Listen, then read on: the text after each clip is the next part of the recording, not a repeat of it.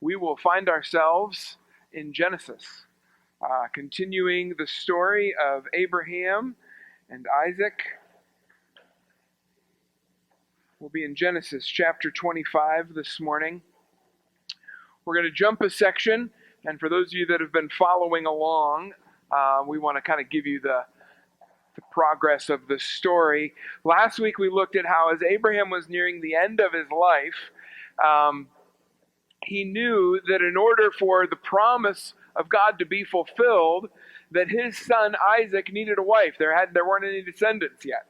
And so he and his servant arranged travel and all of those things, and the servant brought back Rebekah.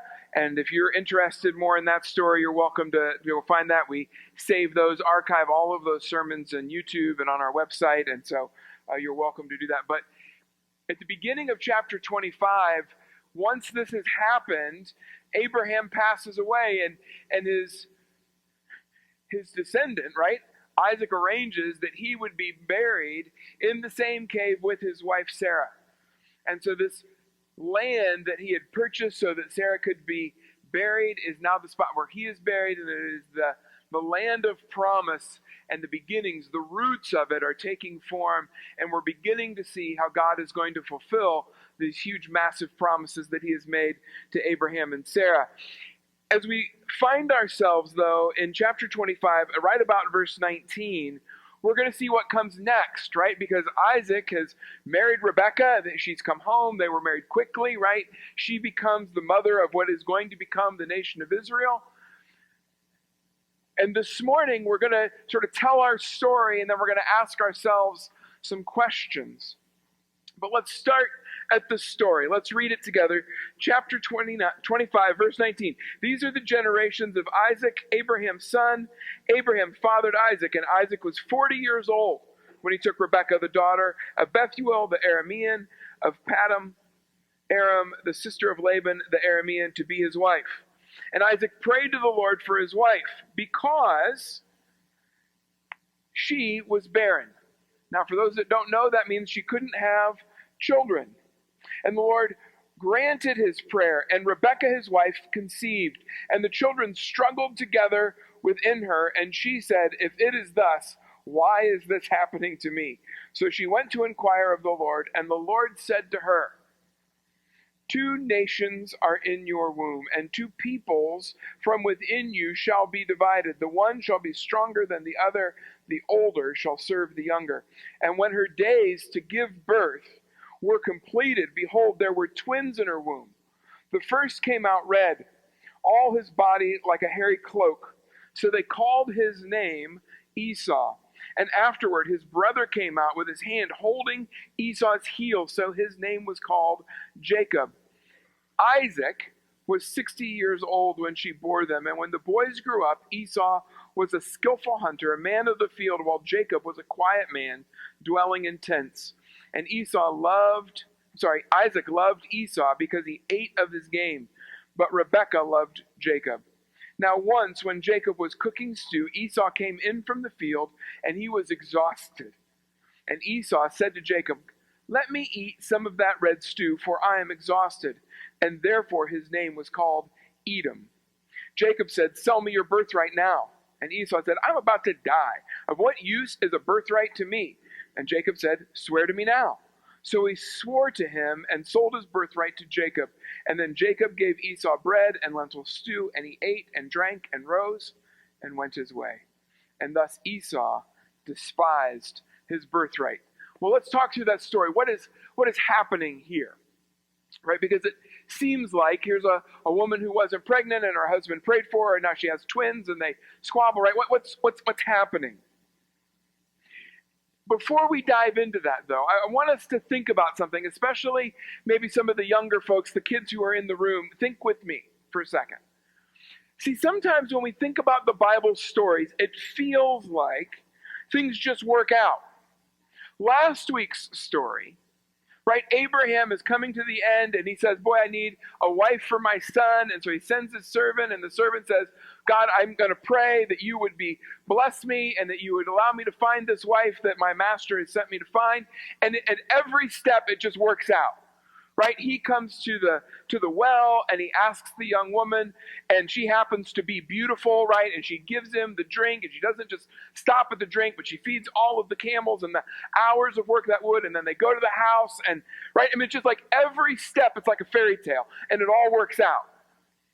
The servant happens to be smarter than the conniving brother, and he gets the girl, and they leave, and they go home, and Isaac and Rebekah both like each other, and she, again, is beautiful, and they seem to be this great match, and now they're married. And that story, it's like every step along the way, the thing that the person asked for was exactly the right thing, and God gave it to them in the way they wanted to, and it all worked great.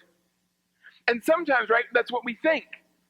That if we would just do what God asks us to do, we would just sort of be what God asks us to be, then everything in our whole lives will just add up. And then we come to the next story in the list. And that's not the way it worked.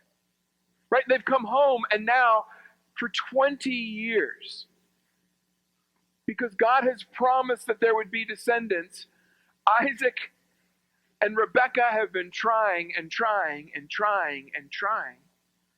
And the family is watching, and the servants are watching, and the people in the surrounding communities are watching, because the promises and that God has told us this would happen, and see all of this stuff, and it's not working the way that they expect it to. It's not happening. Now, the contrast is really interesting, right? We know that when Abraham and Sarah, who had many of the same promises, when it wasn't working for them, what did they do? They got impatient, right? And Sarah gave Abraham a woman to sleep with, and all of a sudden there was this illegitimate son and all this other kind of stuff. Their sin got in the way. But that's not what Isaac and Rebekah do. Where they just keep seeking the Lord, and keep seeking the Lord, and keep seeking the Lord. And all of a sudden the Lord, right now this Lord she's pregnant, and it's like, oh my goodness, now finally things are going to go better because the Lord has answered our prayer. And then it says that the boys, there's twin boys inside of her belly, and they're fighting inside the womb. The Hebrew in there is that they're squished, squabbling inside. They're literally fighting in her womb to the spot where she longs to be dead. Now, I have never been, in spite of what this looks like, a pregnant woman. Okay? So I don't know. And I certainly have never carried twins. We could ask Amy. But probably there's some moments when it felt like, but to the spot where it felt like they were fighting and creating so much pain that you would long to be dead after you have waited all of these 20 years for this moment. That's got to be pretty intense. And so she goes and sees God. She comes to him and says, and seeks him and says, Lord, what's happening? What's going on? And God speaks prophetically in verse 23. And what he says is, these two boys are not just two boys, but these two boys will become two nations who will be at war. These two boys are going to continue to squabble and to fight. And the older one, the firstborn one, is going to actually end up serving the younger.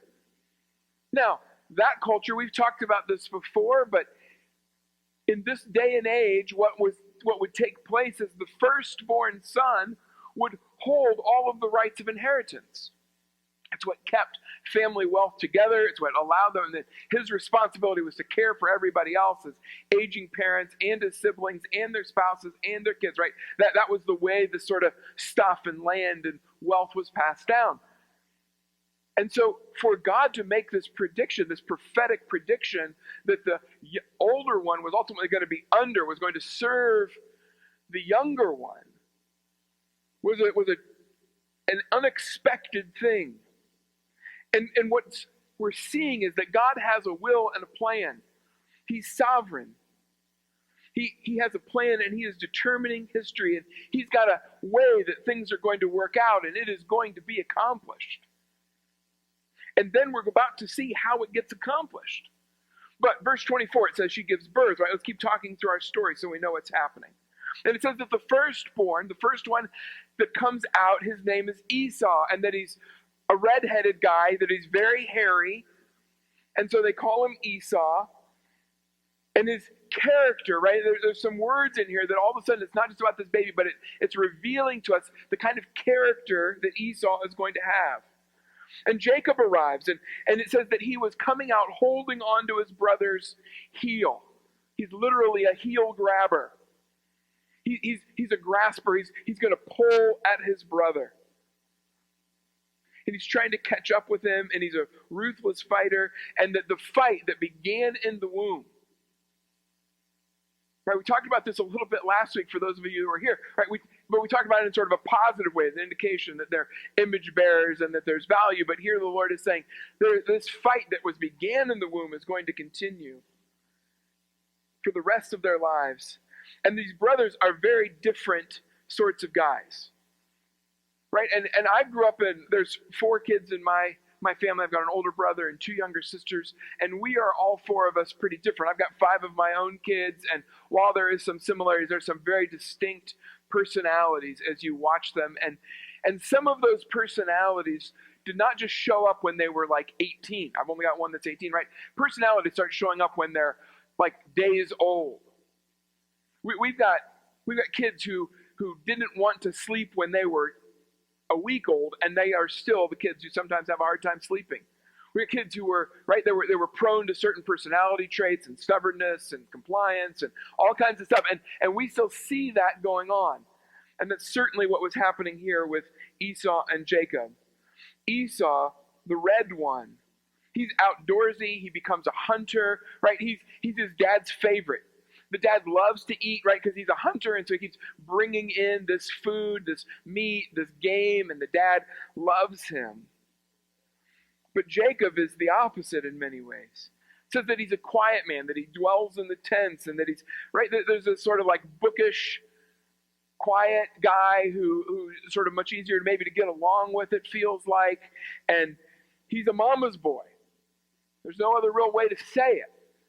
And so the parents, right, where you're not supposed to have sort of favorites, the parents clearly do have favorites, and it's widely known that the dad favors Esau and the mom favors Jacob. And some of the scholars, let's use that word, would say that the indication when it says that he was quiet, that word can also be translated as blameless, which is the word that we see when we're talking about Noah. It's a word that we see when it gets translated when it's talking about Abraham. And so it appears that what the narrator of the story is doing is putting us in a spot where he is putting Jacob into that line of Abraham, right? That he is the one where the line of promise and even the dwelling of tents is, there's certain spots throughout the scriptures where we talk about Abraham and even Isaac himself who were tent dwellers. And so this picture of Jacob is this indication that he is, even as the younger one, in this line of promise and covenant that the Old Testament has been talking about. And so this, you can see though the conflict's coming, right? Can't we? I mean, my mom was just telling the kids all stories, like great stories. There's sort of heroes and there's villains and there's ultimately some kind of conflict, and we can see the conflict coming here. You've got these 2 brothers and they're twins, and already from the moment of their birth, from the moments inside the womb, they have been squabbling and competing, and now their parents love one and not the other, and vice versa. And you can see that what is coming is going to be conflict. These longed for, promised children have arrived. The Lord's own words and their time in the womb is predicting of the conflict and strife. Look at verses 29 to 34. Let's read it again, because we're going to spend sort of the most of our time right here. Once when Jacob was cooking stew, Esau came in from the field and he was exhausted. Right? We know this about these guys.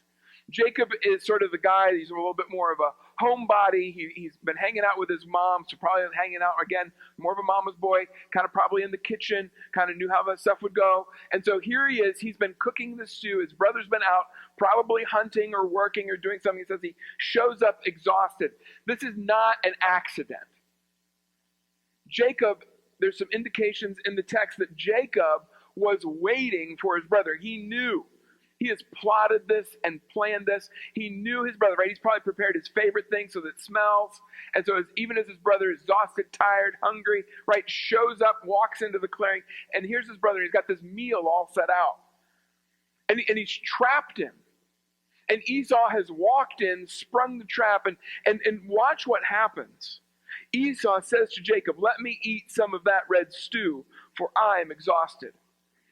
Now, one of the problems with not speaking Hebrew is we lose a little bit of the colloquialisms. This is sort of like a brutish guy sort of gutturally just sort of shouting at his brother simple things. "I'm hungry, give me the red." It's almost the literal translation. "I'm tired, give me the red." He doesn't even call it like, this lentil stew. He's just like, "Give me meat." He's just this thing, right? This you can just sort of picture this big hairy guy who's got an animal slung over his shoulder, who walks in and is hungry, and his brother just happens to have laid out his favorite meal. And he brutishly goes, "Just give it to me." And Jacob, right? Jacob springs the trap. "Sell me your birthright now.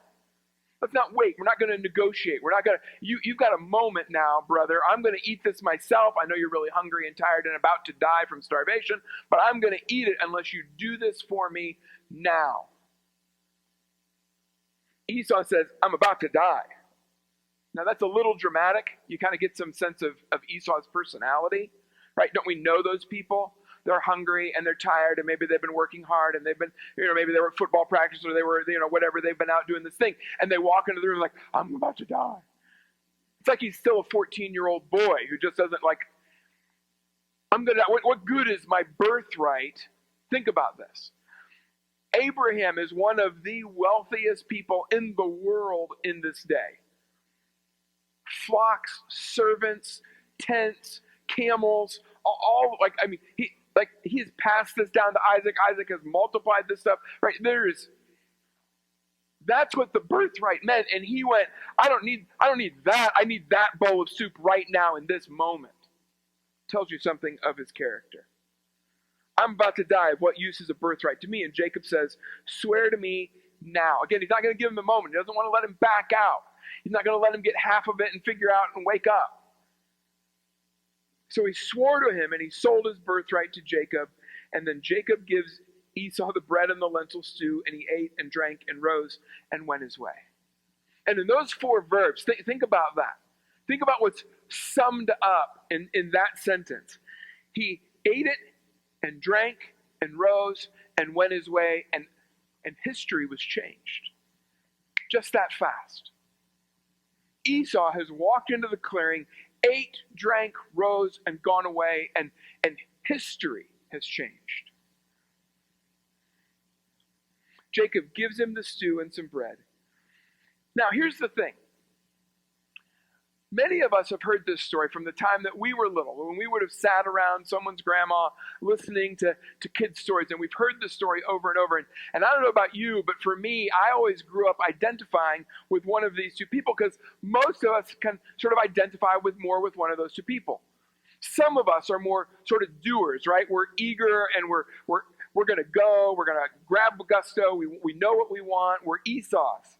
We're outdoorsy, right? We're gonna go. We're doers. And some of us are much more sort of bookish thinker, kind of schemer people who like Jacob sit in a tent, and right, we like to drink coffee and read books, and we're much more of that.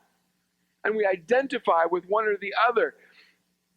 The scandalous thing of this story is that Jacob, who has just tricked his brother, make no mistake, he tricked his brother, plotted and manipulated, and he is now in the line of Jesus. He is now one of the fathers of all of Israel that leads, right? That history is going to trace us to the very person of Jesus. And he got there by scheming and manipulating. That's a scandalous thing. That's going to tell us something we're going to look at this morning here in just a couple moments. It's going to tell us something about us. It's going to tell us something about God, and ultimately it's going to tell us something about grace itself. See, here's the thing. This scandalous story, it feels almost arbitrary. Right? I mean, these guys are still in the womb, and God is already going, the younger one is going to be over the older one. It's like inevitability that God has got a sovereign will and plan, and it's going to get worked out. And it feels like sort of arbitrary, sovereign, and it doesn't seem logical to us. It really feels like, right, both of these guys are bad guys. Both of these guys are sinners. Both of these guys are fallen and broken. And for those of us who this morning sit, and maybe daily sit wrestling with God's will, with his seeming willingness that some days the road is hard. Some days, in spite of our best effort and our best choices and our want-tos to be obedient, the more difficult path comes. The hard road is what takes place. And I think what this should say to us is we don't really know ourselves. Let's start there. This story is no great resume builder for Jacob or Esau. And in fact, I would argue that if you had to pick between who is more guilty, that's usually a dangerous equation, but if we had to pick who is more guilty, I would probably say Jacob was the more guilty. Esau's the better of the two guys. Esau is not seemingly eager to get ahead, right? He's not scheming and plotting and tricking and manipulating. He's just a guy who's hungry, who's walked into the clearing.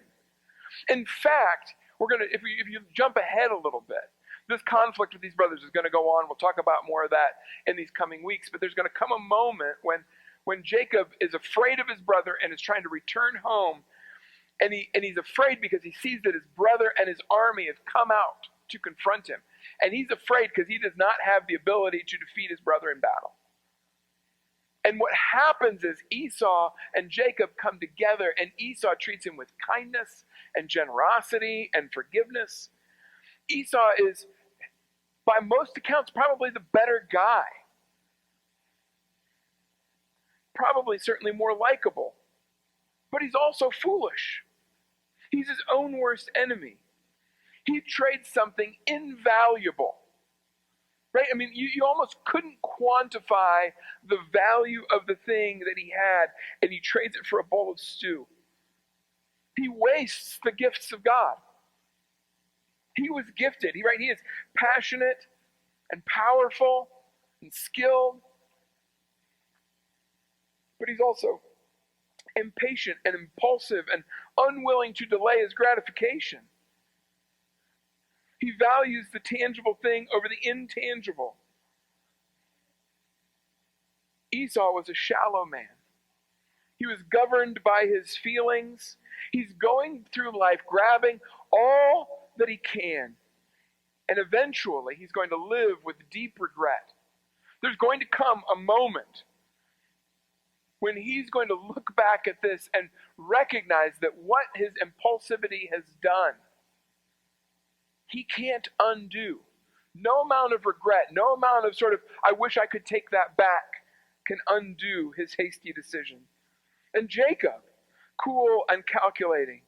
He's an opportunist and a cheater. He's ambitious and self-seeking and self-serving. He's heartless. He's exploitative. He walks into the relationship with his brother and takes full advantage of his weakness. He's the one who laid the trap to take something from his brother. Ultimately, his own brother, it says, is going to so despise that essentially he hates the birthright. He doesn't value it. He doesn't see it for what it was. But Jacob does and will connive and manipulate so that he might gain it. Which would say to us that Jacob himself has little regard for the word of God and its promises. See, Esau's demise is the sad reality that he didn't believe God's words. He didn't believe, that this intangible thing, this promise was his. It felt unreal to him, and so he traded it for something real that he could hold in that moment. But Jacob's sin was that he believed in the promise, he cherished it, but like many before him, he didn't believe that God would accomplish it in his own ways. What Jacob believed was that he had to connive for it, he had to scheme for it, he had to trick for it. He had to grab it in his own sort of manipulated, underhanding ways. The crazy part is that despite Jacob's faults and manipulation, when you come to spots like Hebrews and some other places, Jacob is counted as a man of faith. The scandal of that, the scandal that God can still choose Jacob, reveals to us that we don't actually know ourselves. See, we don't, I believe, when we think about ourselves and we think about the fact that God has made us promises and that we actually can expect him to still fulfill them in spite of who we are, when we can look at someone like Jacob, like Esau, like Isaac, like these Old Testament guys and their faults and their failures and their stuff, and we're like, how can God keep blessing them? How can God give them, how can these guys be in the line that becomes Jesus? It's because we don't see our own sin well. We sin in our mind, in our speech, in our actions. It's in Romans chapter 3. I'm just going to read sort of starting at verse 10 of chapter 3, just kind of down. And I want you to see that in our mind, in our speech, and in our actions, we sin regularly. It is written, none is righteous, no, not one. No one understands, no one seeks for God. All have turned aside. Together they have become worthless. No one does good, not even one. Their throat, think about their speech. Their throat is an open grave.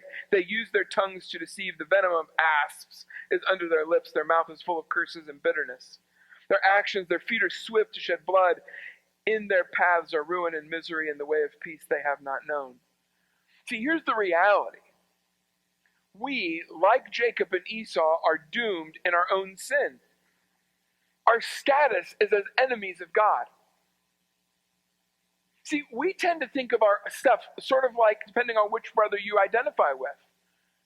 And we tend to justify it, maybe because it's our personality, maybe because, right? I mean, how easy would it be for Esau to go, well, my brother tricked me into this. Right? I mean, he took advantage. He was there waiting, and the stew smelled so good, how was I not going to want to eat it? And we can blame and we shift, and we don't see our own sinfulness. But this story should say to us that all of us are Esau or Jacob. We're all sinners.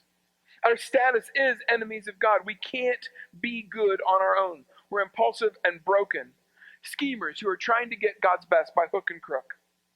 It doesn't just say that we don't know ourselves. I think it tells us that we don't know who God is. See, God is a king, not us. And God does what he wants. Now I'm going to say this to you. The next 2 minutes for some of us is really hard. Because the reality of God as king, as sovereign, is a hard concept. We have grown up in a very democratic sort of thing, a very self-determined sort of way, a way where we keep looking at those elected officials around us.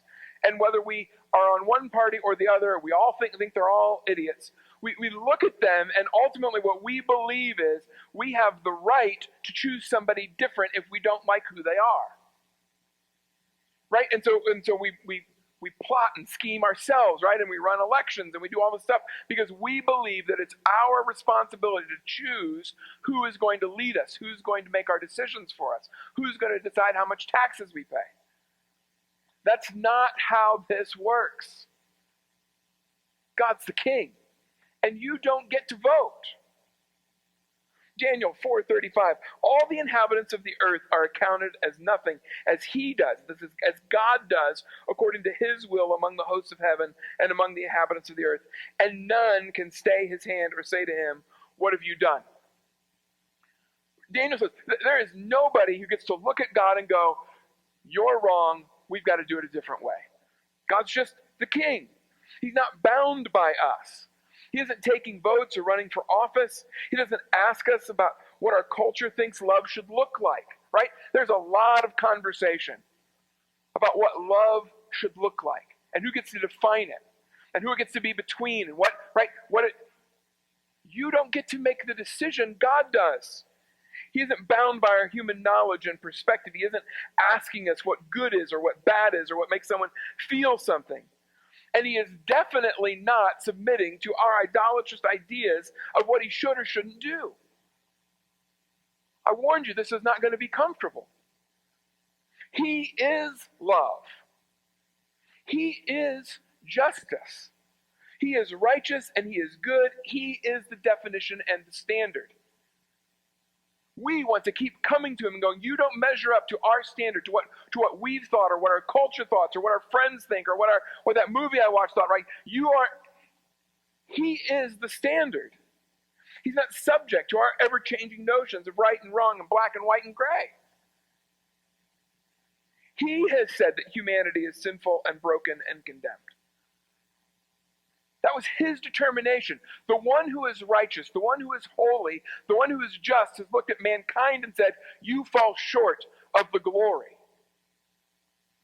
That was true of Jacob and Esau and us. He has said that we are sinful and broken and condemned. And because we are so sinful, so broken, we are helpless to save ourselves. The only hope for us is the seed of promise, the covenant that came, that was Jesus. See, God is moving and working and accomplishing even through the lost and the broken.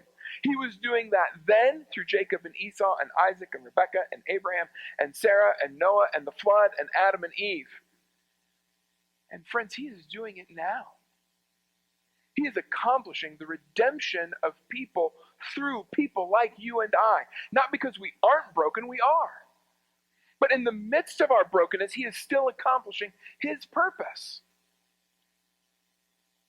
The atoning, finishing work of Jesus on the cross. Jesus went to the cross. He died there. He spilled his blood because it was the only way that we could be redeemed. This was the lone path of redemption for all mankind, including Jacob and Esau.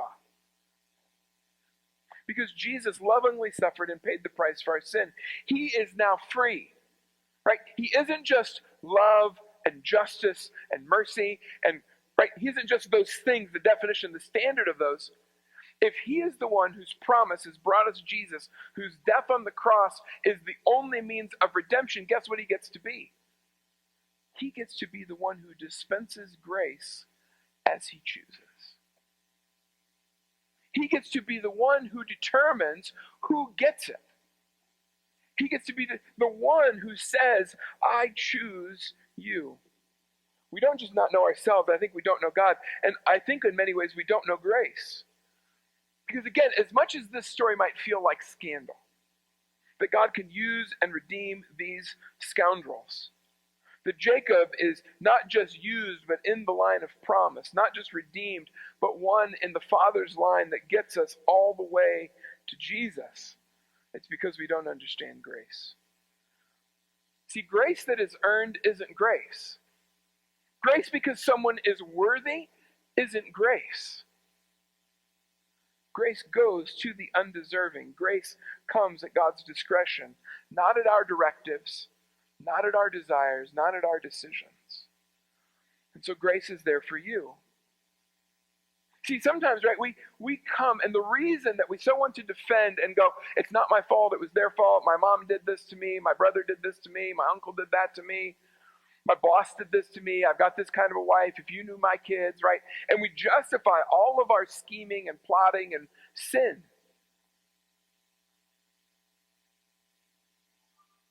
And what grace says to us is, it is there for us, not because we've earned it or deserved it, but because we are, like Jacob, broken schemers. Fallen down those who are far from him until he brings us close. That what we need is our need. That what we bring is our empty hands. We are those who see our past. We see its darkness and its brokenness. We become those who, like Esau, despise our birthright. We've settled for tangible things because we didn't believe the promise of the intangible. And who comes seeing that grace is his? It's not mine. It's not yours. We didn't get it or earn it or deserve it. Grace is God's from start to finish. from the beginning of time to the end of time, grace is accomplished by him, through him, for him. It's all him. It's all his effort. And so this morning I invite you, friends, that as you contemplate yourself, you would see yourselves accurately as one in need of grace and mercy. And one who, once you have embraced grace and mercy, now operates out of his grace and mercy. And that we would come and we would see him accurately as the standard. And that in all of those ways that we keep sort of bumping up against it and brushing up against it and watching our culture do that we would go, God is the standard, no matter what. We'll live there, we'll believe there, we'll sacrifice there. And that ultimately we would be those who understand grace. That we would understand that it is free, it isn't ever earned or deserved, and that it is available to all of us if we will just come with empty hands, knowing that we need it. Let's pray together this morning. Father, we come. Father, this ancient story, the story of squabbling brothers,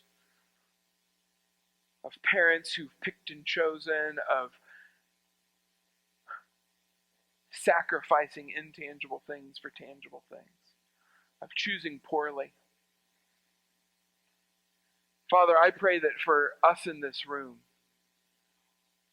we would start at a spot that sees ourselves lost and broken and believes that you can and have redeemed us, and that we would live in light of that, that grace has come as a gift from you and you alone. And that we would live out of that gift, Father.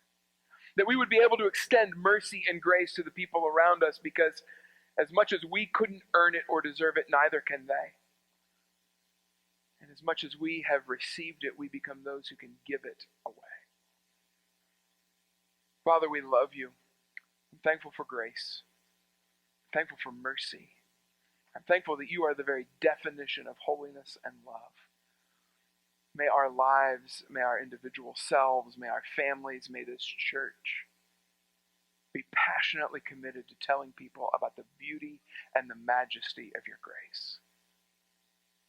And that it's not ours, but it's yours. And that it isn't earned or deserved, but it is freely given. And we praise you for that in the name of Jesus. Amen. We're going to